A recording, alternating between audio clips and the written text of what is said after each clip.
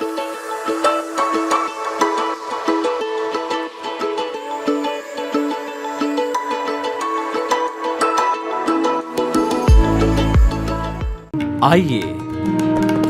सुनिए, देखिए, समझिए सनातन सत्य।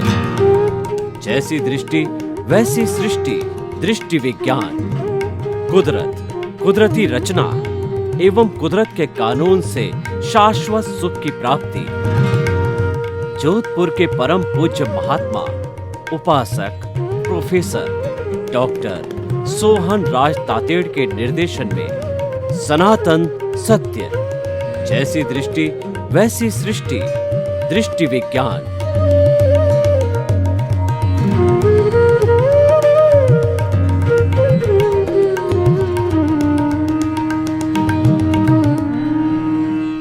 भाई और बहनों, मातृशक्ति को नमन।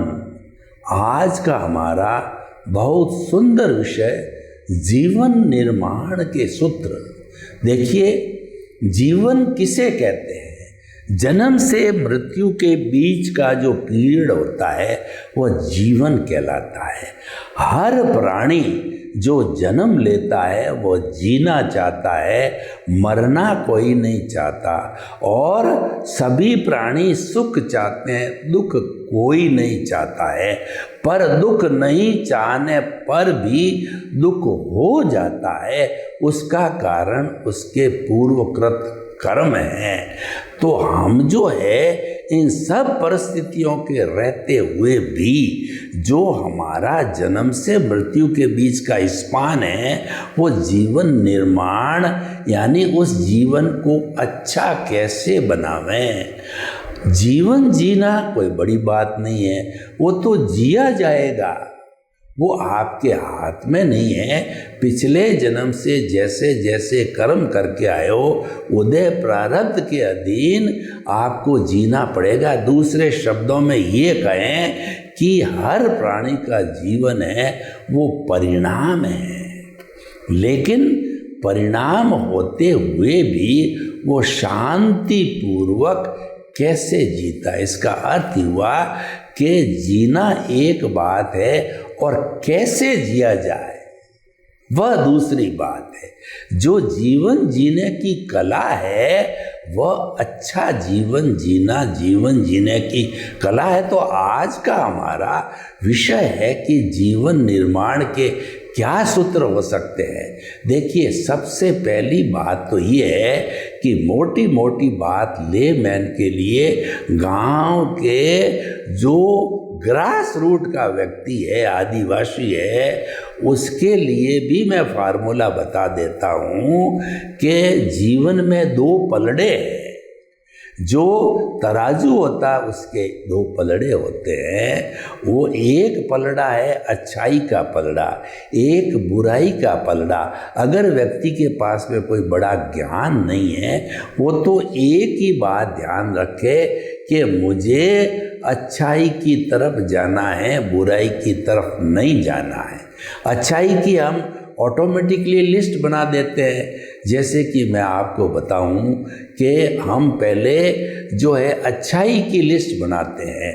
सच बोलना, honesty is the best policy, किसी के साथ बुरा व्यवहार न करना, किसी को गाली गलौच नहीं देना, किसी के प्रति बुरे भाव नहीं रखना, और चोरी नहीं करनी, जारी नहीं करना, वैष्णी नहीं बनना, सप्त वैष्णव की ओर नहीं जाना, और जो अपनी पराया सो पराया, अपना सो अपना, हर बहन बेटी को अपनी बहन बेटी के समान समझना। ये तो एक अच्छाई का पार्ट हो गया। बुराई का पार्ट है झूठ बोलना, चोरी करना, जारी करना, dishonesty is the best policy, नकारात्मक भाव लाना और किसी के प्रति बुरा सोचना, अन्याय करना, हिंसा करना, रेप करना, आतंकवाद की ओर जाना, अपराध में जाना और मिलावट करना आदि आदि। तो इसका अर्थ ये हुआ कि जो अच्छाई की तरफ जाता है वो नैतिक व्यक्ति है। इसीलिए नैतिक व्यक्ति होता है वह सच्चा धार्मिक होता है। कोई क्रियाकांड करे या न करे, मंदिर जाए या न जाए, सामायिक करे या न करे, पूजा पाठ करे या नहीं करे, तिलक लगाए या नहीं करे, और भगवान के रोज भोग दे या न दे, मंदिर रोज जाए या न जाए, लेकिन वो नैतिक है, यानी ऑनेस्ट व्यक्ति है, तो वो सच्चा धार्मिक है। आप अगर धार्मिक बनना चाहते हो, एक ऑनेस्टी की देवी जो नैतिकता की देवी को अपने प्रतिष्ठान के अंदर उसकी मूर्ति लगा दो और उसकी उपासना करो, उसकी दिया बत्ती करो, उसको अगरबत्ती करो। यानी कोई भी आपका ग्राहक आवे तो फिक्स रेट रखना और जो चीज़ जैसी है वैसा बताना और उनके साथ में अच्छा व्यवहार करना। तो आप देखिए, मैं आपको उदाहरण देना चाहता हूँ कि एक मेन मार्केट के अंदर जो है दो व्यापारी है, दोनों एक जैसे है। मान लीजिए फूड प्रोडक्ट के व्यापारी है, दोनों दुकानें आसपास है, तो एक व्यक्ति की पॉलिसी है honesty is the best policy, दूसरे व्यक्ति की पॉलिसी है dishonesty is the best policy. Honesty के साथ में डिस जुड़ गया, कितना बड़ा अंतर हो गया। ऑनेस्टी वाले के बच्चा आता है, बूढ़ा आता है, स्त्री आता है, अनपढ़ आता है, वो सब के साथ प्रिंटेड रेट है। उस प्रिंटेड रेट से तो कम लेते हैं न ज़्यादा लेते हैं और क्वालिटी अच्छी रखते हैं। और उन्होंने एक फिक्स मार्जिन कर रखा अपना कि मेरे को तो 10% जो है मेरा मार्जिन मिलना चाहिए। जो परचेज रेट के ऊपर 10% बढ़ा के लगा दिया। कर्मचारी जानता है, सेठ जानता है, खरीदार जानता है, सबको मालूम है कि भाई इतना जब दुकान लगाई है इतना करेगा ही, तो उसके इतना है, उसके ग्राहकों की भीड़ पड़ती है, नंबर ही नहीं आता है। अब दूसरा व्यक्ति क्या है कि वह जो कोई चीज़ प्रोडक्ट करने आता है तो उसमें प्रिंटेड रेट नहीं है, किसी से दुगना मांग लेता है, किसी से तिगना मांग लेता है, किसी से डेढ़ा मांग लेता है। यानी कि वो दर मोलाई करता है और वो नेगोशिएशन करता है। तो उसके बाद लोगों को मालूम, धीरे धीरे उसकी पोल खुल जाती है कि ये ईमानदारी से काम नहीं करता है। तो उसकी तो गिने चुने ग्राहक है जाते हैं और एक बार जो उसकी पेड़ी चढ़ जाता है, दूसरा उसकी कोई पेड़ी नहीं चढ़ता। तो भाई और बहनों, देखिए कितना फ़र्क पड़ गया ऑनेस्टी और डिसऑनेस्टी से, अच्छाई से बुराई से। इस तरीके से ये हमें जीवन यापन करना चाहिए। और देखिए कि अच्छा या बुरा होना हमारे हाथ में नहीं है, क्योंकि ये तो परिणाम है, ये तो पीछे से लेके आई, ये भुगतान है, ये हिसाब है, ये लेना है, देना है। लेकिन लेने और देने के अंदर जो है हम साइलेंट तो रह सकते हैं, हम जो है उसमें संभाव तो रख सकते हैं, उसमें अपने आप को नियंत्रण तो रख सकते हैं। तो ये जो नियंत्रण वाली बात है, संभाव वाली बात है, ये एक अच्छा जीवन जीने की, शांतिपूर्ण सुखपूर्ण जीवन जीने की जो बड़ी बात आती है। उदाहरण के तौर पे देखिए कि अगर किसी व्यक्ति के जो दुकान चलाते चलाते नुकसान हो गया, देखिए फ़ायदा हो जब तो कोई बात ही नहीं, नुकसान हो गया तो उस नुकसान को वो समझे कि ये मेरे कर्मों का फल है। और हमारे सनातन सत्य की भाषा में बात करें तो वो कुदरती रचना है। हम जो ये कार्यक्रम सनातन सत्य चलाते हैं, ये यूनिवर्सल ट्रुथ, सार्वभौम सत्य है, जो कि अध्यात्म विज्ञान मुक्ति का मार्ग है और सनातन सत्य सिद्धांत के ऊपर आधारित होता है। हमने जो सहारा लिया कुदरत, कुदरती रचना और कुदरत के कानून का सहारा लिया। कुदरत जो है वो शास्त्रों के अनुसार, हमारे अनुसार जो है जीव, अजीव, गति सहायक, स्थिति सहायक, समय और आकाश, 6 तत्वों से जो है ये कुदरत बनी है। और ये जो है इनकी जो 6 तत्वों की जो अवस्था बदलती है, यह कुदरती रचना कहलाती है। और ये जो छह तत्व जो काम करते हैं ये कुदरत के कानून पर काम करते हैं। उदाहरण के तौर पे देखिए, कुदरत का कानून दो भागों में बटा हुआ है। एक भाग तो ये है प्राकृतिक कानून, समय पे सूर्य उगता है, समय पे अस्त होता है, समय पर रात होती है, समय पे दिन उगता है, और समय पे वर्षा होती है, समय पे गर्मी आती है, समय पर जो है वो सर्दी आती है, ऋतुएं आती है, फल लगते हैं, सब कुछ समयानुकूल होता है। ये तो प्राकृतिक कुदरती रचना हो गई। एक कुदरती रचना क्या है कि जो है वो व्यवस्थित शक्ति, कुदरत और कुदरत जो है वो ये जो चीज़ है वह जो है वो व्यवस्थित है। कुदरत और कुदरत का कानून है, ये सब व्यवस्थित है। यानी कुदरती रचना ये व्यवस्थित यानी प्रीडिस्टिन्ड है। इसीलिए कहा गया है कि जो है वो हर हमारी जीवन की अवस्था है वो कुदरती रचना है, और जो वह व्यवस्थित का मतलब वो फिक्स है, वह जो है टेम्परेरी है, वह जड़ है। इसीलिए जो है ये सारा अवस्था होती है, ये जो है कुदरत के कानून पर चलता है। यानी कुदरत कभी भी अन्याय नहीं करती है। कुदरत तो वही करती है जीवित प्राणियों के साथ, जैसा वो उपादान होता है उसके अनुरूप जो है वो संजोग जुटाती है, और वह भी उसके उन्हें प्रारब्ध आता है, संजोग जुटाने वाली होती है कुदरत। तो कुदरत अपने आप जो है संजोग जुटा देती है। तो इसीलिए भाई और बहनों, ये सारा सहारा कुदरती रचना और कुदरत के कानून के ऊपर सारा आधारित है। तो ये हम क्यों देना चाहते हैं? इसीलिए कि आपकी जो रॉन्ग बिलीफ है वो राइट बिलीफ में बदल जाए। और रॉन्ग बिलीफ क्या है? मिथ्या ज्ञान, मिथ्या दर्शन और मोहनीय कर्म, जिसको कि हम अज्ञान कहते हैं। और राइट बिलीफ क्या है कि सम्यक ज्ञान, सम्यक दर्शन, नो ऑनरशिप, नो डूअरशिप, ये जो है निमित्त निर्दोष अकर्ता और शुद्ध आत्मा, ये सारी जो फीलिंग्स जो है वो राइट बिलीफ है। ये हम आपको देना चाहते हैं। क्यों देना चाहते हैं? कि आपके सनातन, आपके शाश्वत सुख की नींव लग जाए। हम आपको शाश्वत सुख जो आत्मा का गुण है अभी कभी दे नहीं सकते, लेकिन पुरुषार्थ करके आपके नींव अवश्य लगा देते हैं।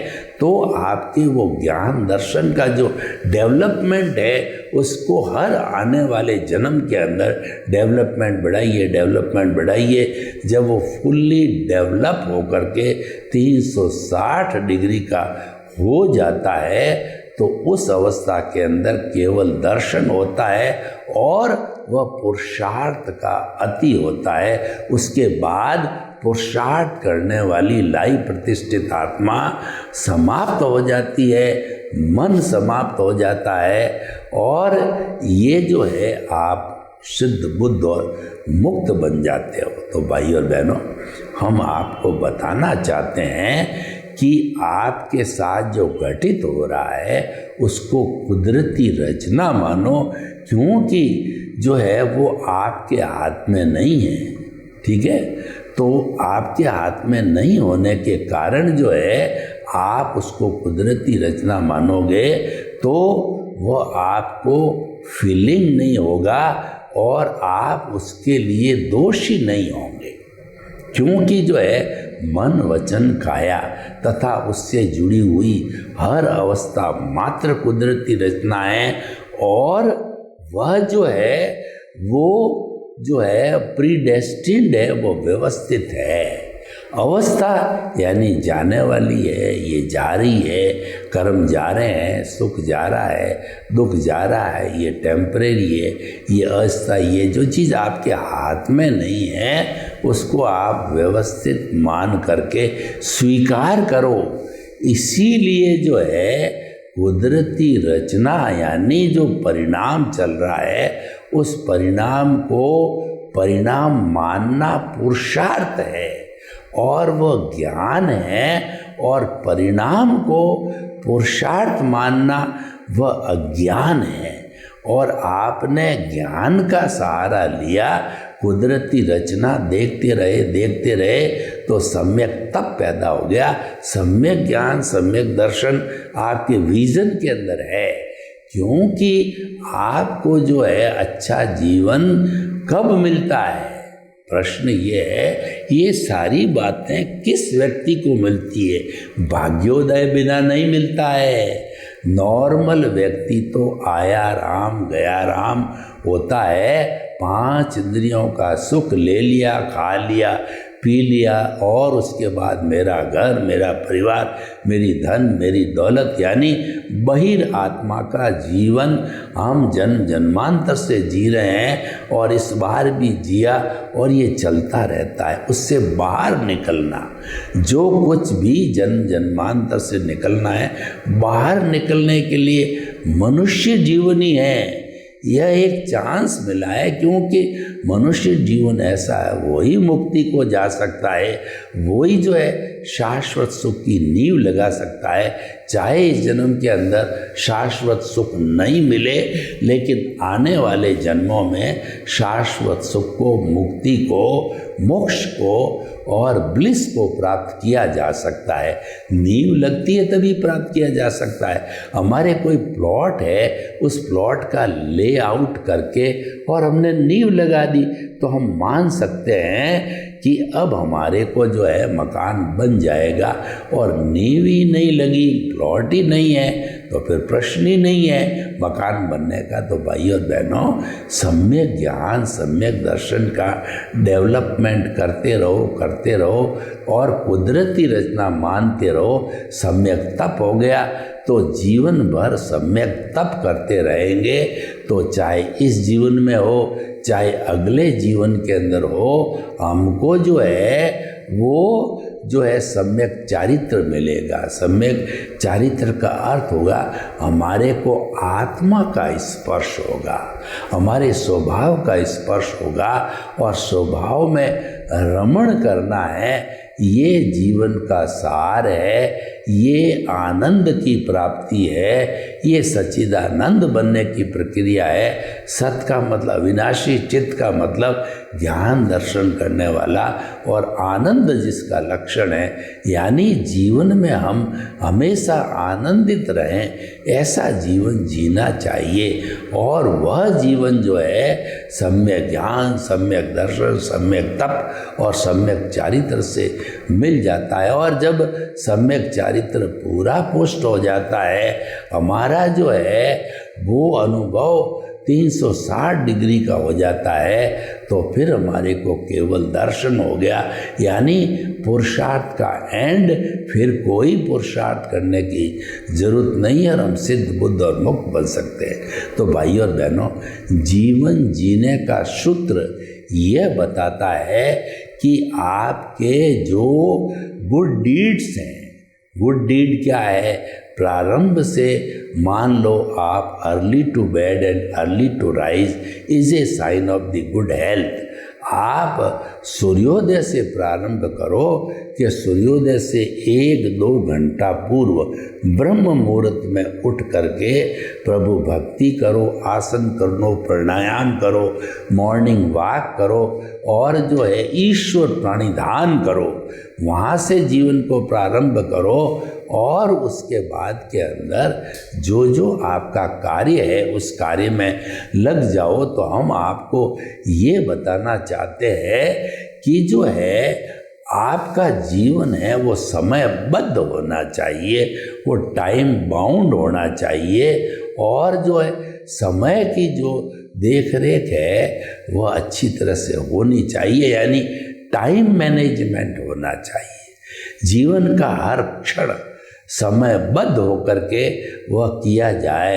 Early to bed and early to rise is sign of good health. सोने का समय फिक्स होना चाहिए, उठने का समय फिक्स होना चाहिए, भोजन का समय फिक्स हो जाना चाहिए, और उसके बाद में अच्छा जीवन जीने के लिए, तनाव मुक्ति का जीवन जीने के लिए कुछ सूत्रों को याद रखना चाहिए कि आप उतना ही कमिटमेंट करो जितना कि आप निभा सकते हो।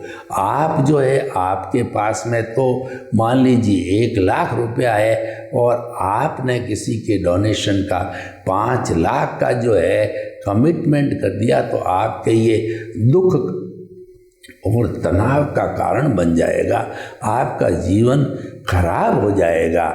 इसीलिए ऐसा कमिटमेंट वही करो जो आपकी रीच में हो, जो आपकी शक्ति में हो। उससे ज़्यादा कभी भी कमिटमेंट नहीं करना चाहिए।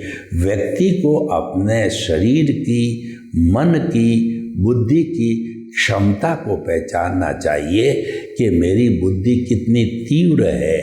आपकी बुद्धि काम नहीं करती है और आपने बड़े बड़े जो है एंटरप्राइज खोल दिए, तो आप निश्चित मान के चलिए कि आपको नुकसान होने वाला है।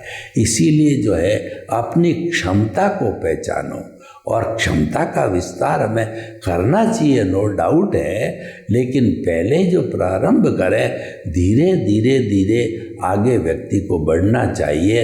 और practice makes a man perfect, करत करत अभ्यास के और जड़मती होत सुजान, रसरी आवत जान के और सल पर पड़त निशान। यानी कि व्यक्ति को उद्यमी बनना चाहिए, हर क्षण परिश्रम करना चाहिए और हमारे जीवन के अंदर जो है कहना चाहिए कार्य और विश्राम दोनों का संतुलन होना चाहिए।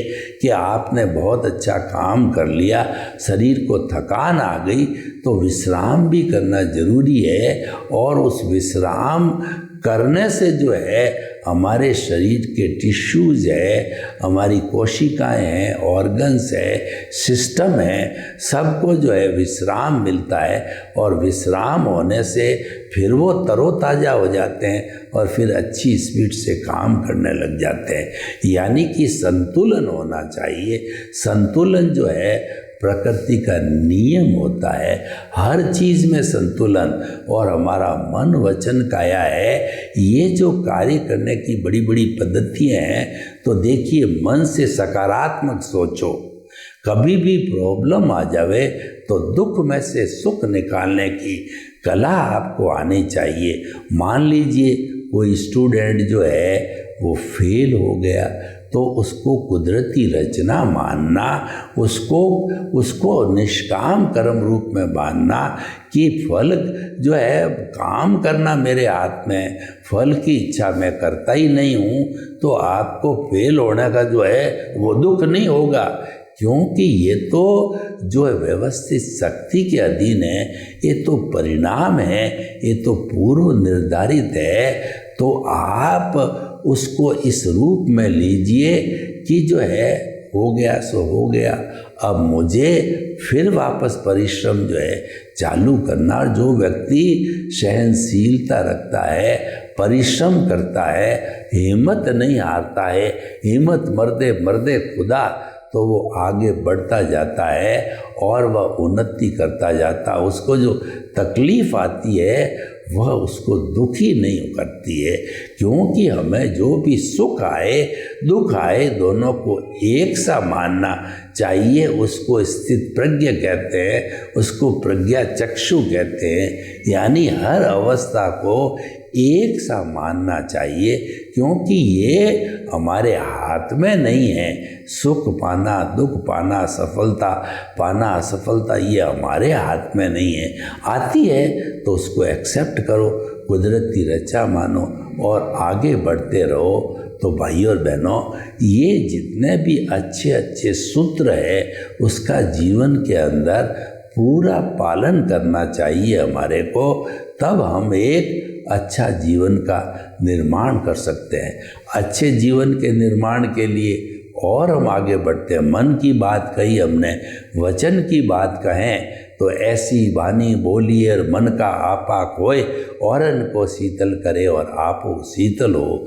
यानी जो बोला जाए, मीठा बोला जाए, सत्य बोला जाए, हितकर बोला जाए अहित किसी को हो ऐसा नहीं बोलना चाहिए, टॉन्टिंग भाषा नहीं बोलनी चाहिए। और वाणी है वो हित मित और जो है रित होनी चाहिए, यानी हितकर हो, मित मतलब सीमित बोला जाए और रित आवश्यकता अनुसार बोला जाए। तो भाइयों और बहनों, वाणी जो एक ऐसा माध्यम है जो कि हमें समाज के साथ, दूसरों के साथ जुड़ने का ये साधन है, तो वो संयत रहनी चाहिए, वह जो है नियंत्रण में रहनी चाहिए, वो संतुलन में होनी चाहिए। और तीसरी काया है, काया मुख्य जो है शरीर है, काम करने की होती है, तो इसको स्वस्थ रखना जरूरी है। काया के लिए कहा गया है शरीर माध्यम खलु धर्म साधनम। हम धर्म की साधना करना चाहते हैं, शाश्वत सुख की प्राप्ति करना चाहते हैं, तो वो काया के माध्यम से ही होगी। तो इसको जो काया को जो है स्वस्थ रखने के लिए हमारे सामने 5 तरह के स्वास्थ्य है। पहला स्वास्थ्य है शारीरिक हेल्थ, फिजिकल हेल्थ। दूसरी है मानसिक स्वास्थ्य, मेंटल हेल्थ। तीसरी इमोशनल स्वास्थ्य, इमोशनल हेल्थ, यानी हमारी जो है भावनात्मक स्वास्थ्य। और चौथा जो है वो हमारा आध्यात्मिक स्वास्थ्य, मतलब स्पिरिचुअल हेल्थ। और 5वां है सामाजिक स्वास्थ्य, सोशल हेल्थ। 5 तरह की स्वास्थ्य पे हमको ध्यान देना चाहिए और ध्यान आराम से दिया जाता है। वास्तव में देखिए, जो हमारी प्राण शक्ति है, जो हमारी प्राण ऊर्जा है, जिसको हम विटालिटी कहते हैं, जो मन वचन काया के संचालन में काम आती है, वह 4 चीज़ों से बनती है। वो भोजन, पानी, सूर्य का ताप और प्राणवायु ऑक्सीजन। इनको अच्छी मात्रा में लेना चाहिए, यानी कि हमको प्रकृति की गोद में रहना चाहिए, हमको प्रकृति के करीब रहना चाहिए, प्रकृति से तालमेल बना करके रहना चाहिए, तब ये प्राप्त होती है। और विटालिटी जो है हमारी प्राण शक्ति है, उसको व्यर्थ नहीं गंवाना चाहिए, उसको जो है सदुपयोग करने के लिए सकारात्मक सोच होनी चाहिए। हमारी जो नकारात्मक सोच है, पाप प्रवृत्ति है, नेगेटिव थॉट्स है, उसके अंदर जो हमारी प्राण शक्ति जाती है वो व्यर्थ जाती है। तो आपने अगर जो है अधिक हिस्सा आपका व्यर्थ में गंवा दिया, तो पीछे जो कम बची हुई प्राण शक्ति है, उससे मन वचन काया की जो बैटरी है वो संचालित थोड़ा समय होती है, यानी कि जो आपके पॉजिटिव थॉट नहीं रहते हैं, उसकी जगह नेगेटिव आने चालू हो जाएंगे और आप काम कर नहीं पाएंगे। आपको जो है वो विश्राम की आवश्यकता हो जाएगी, यानी शरीर है दुर्बल पड़ जाएगा। तो भाई और बहनों, हमें जो है अच्छा जीवन जीने के लिए सभी इन सूत्रों को ध्यान में रखना चाहिए। और अच्छा जीवन जीने के लिए हम दूसरे के अस्तित्व का हनन नहीं करना चाहिए। दूसरे के अस्तित्व का हनन कब होता है? क्रोध, अहंकार, माया, लोभ से होता है। यानी कि हम अगर गुस्सा करते हैं तो हम अपने शरीर को तो खराब करते ही हैं, अगले का भी मूड बिगाड़ते हैं। अहंकार करते हैं, अहंकार के अंदर हम दूसरे को इन्फीरियर समझते हैं, खुद को सुपीरियर समझते हैं। तो जब ये बेमेल अवस्था हो जाती है तो वो हमारे टेंशन का कारण बनती है, हमारी अवनति का कारण बनती है, और उससे हमारा जीवन है वो दूभर हो जाता, अच्छा जीवन नहीं होता है। अच्छा जीवन तो कब होता है कि हम जो है वो इन सब के अंदर संतुलन बना के रखें। तो भाई और बहनों, हमारे जीवन निर्माण के कई तरह के सूत्र हो सकते हैं, उन सब को ध्यान में रखना चाहिए। और ख़ास तौर से हमारे 2 जगत है, एक जगत व्यवहार जगत है और दूसरा जगत है अध्यात्म का जगत है। यानी कि जो हमारा व्यवहार का जगत है वह जगत है आपसी तालमेल का है, भुगतान का जगत है, लेने देने का जगत है।